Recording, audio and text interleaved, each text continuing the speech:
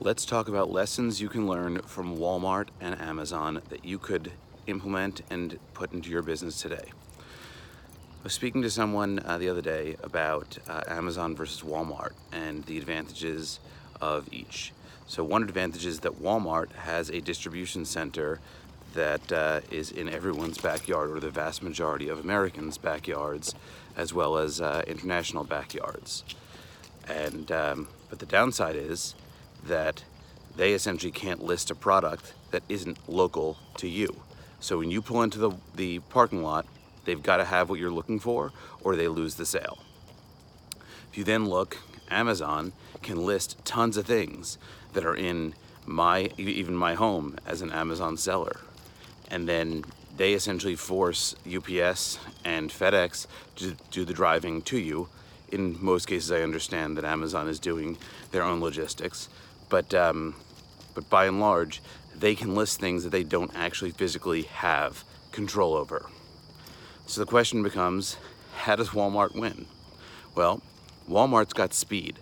Walmart doesn't need to have that time and transportation time that can slow things down. So what does that mean, and how can they work? Well, they could take Prime Now and essentially turn it into a Prime on the way home. So you could say, hey, I want to make this recipe, and through a Chrome plugin or any other browser plugin, you could say, get me all the ingredients here, or just get me the 5 ingredients on this web page, and then install an app on your phone, a Walmart app, and essentially Walmart could sit there and grab that data, grab your GPS data, and have someone standing outside. So in a time shorter than a traffic light, you could have a food delivery or whatever delivery you wanted right there, prepaid, handed off to you at your car, and done.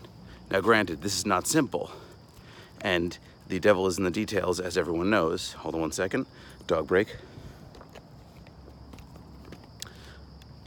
Sorry, that's the downside to walking my dog while making videos. But if you could pull that off, who wouldn't do that?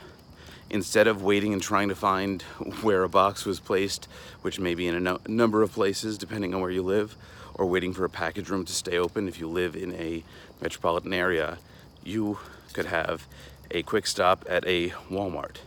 If you look, I think that's what Amazon was doing when they purchased Whole Foods. They were looking for multiple distribution centers there and all around the highest value zip codes, which Whole Foods has already conveniently done. Now, how does this relate to you and your business?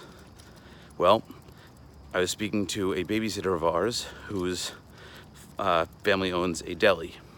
And I said, okay, you know what would make me use a deli more is if I didn't have to park. If I, instead of parking, stood sat in my car, sent a text message as I was dropping off kids, people all over the place, and said, I'm looking for this for breakfast. Then essentially they texted back saying, great, your total is $7, $5, $20, whatever it is. And then from there, just text back, great, here's a Venmo invoice. I can tap on Venmo, PayPal, whatever, pay for it, and I just walk by and have it passed right out to my car. It's something that would cost literally nothing. It would end up increasing revenue, and by the way, it would increase loyalty exponentially. And from a societal perspective, now people aren't buying something at a fast food chain, they're buying something at a local place.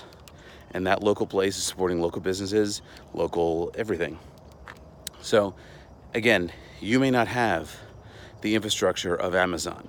You may not have the infrastructure of Walmart. In fact, statistically, you probably don't. But there are still small ways that you can pick up, learn from, and get better at using what you have. So the question is, what are you going to do, and how are you going to make your customers' lives better and more efficient and reduce that friction that someone else can't deliver on? Because we both know that Amazon can't buy Walmart. And as a result, Walmart wins every time I need to get a screw right now.